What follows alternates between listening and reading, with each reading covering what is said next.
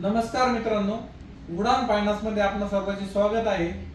आजचा आपला विषय आहे की आपल्या नावावरील लोन दुसऱ्याला वापरायला देणे योग्य की अयोग्य। यापूर्वी आपण खूप दिवसापूर्वी असा विषय घेतला होता, त्यामध्ये बऱ्याच लोकांना चांगल्या प्रकारे माहिती मिळाली होती, रिस्पॉन्स पण आला होता।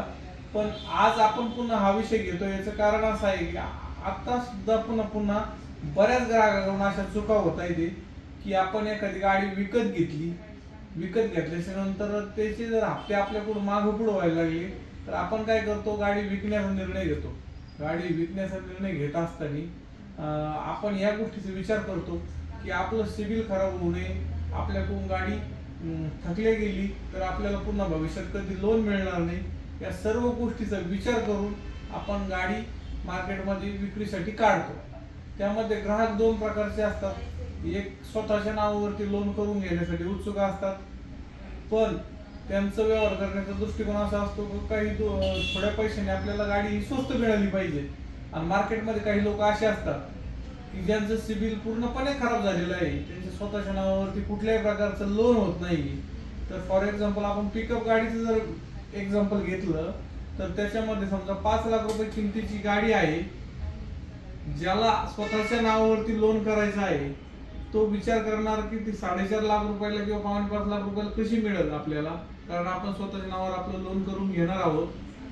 तर दुसरा ग्राहक असा असतो की त्याचं स्वतःचं काही सिबिल ओके नसतं, चांगलं नसतं, त्यामुळे त्याला लोन होत नसतं।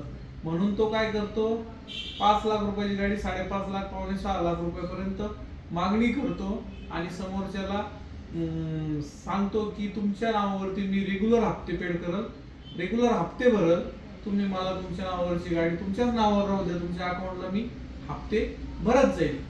पण या गोष्टीत असा बारकाईने जर विचार केला तर सदर व्यक्ती जर सिबिल आपण चेक केलं तर साधे मोबाईलचे पण हप्ते त्यांनी रेग्युलर भरलेले नसतात, गाडीचा 15-20 हजार रुपये हप्ता भरणं हे त्याला मुश्किल झालं असतं। तो 2 ते 3 वेळेस हप्ते रेग्युलर पेड करतो, तिथून पुढे जो हप्ते थकवत चालतो, कारण पहिलीच सवय झालेली असते 2-2.5 हजार हप्ता त्याला भरणे शक्य नसतं, त्यामुळे त्याला कुणी लोन देत नसतं। अशा लोकांशी आपल्याला जास्त पैसे मिळतील म्हणून व्यवहार करू नये।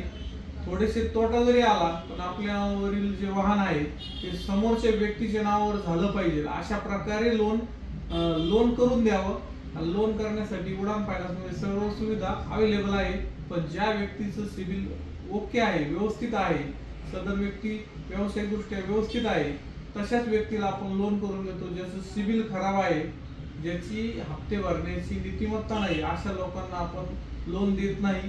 त्यामुळे यामधून एक गोष्ट अशी समजून घ्यायची मित्रांनो की आपल्याला काहीतरी एखाद्या गाडीची किंमत जास्त मिळतीये म्हणून लोन वापरायला देऊ नये, सदर व्यक्तीला रोखीने व्यवहार करण्याचा आग्रह धरावा, त्यामुळे आपण नक्कीच अडचणी येणार नाही। त्यामुळे लोन वापरायला देणे ही अयोग्य गोष्ट आहे, याच्यातून एवढंच मला सांगायचं आहे। आणि पुन्हा भेटूया पुढील व्हिडिओवर। धन्यवाद।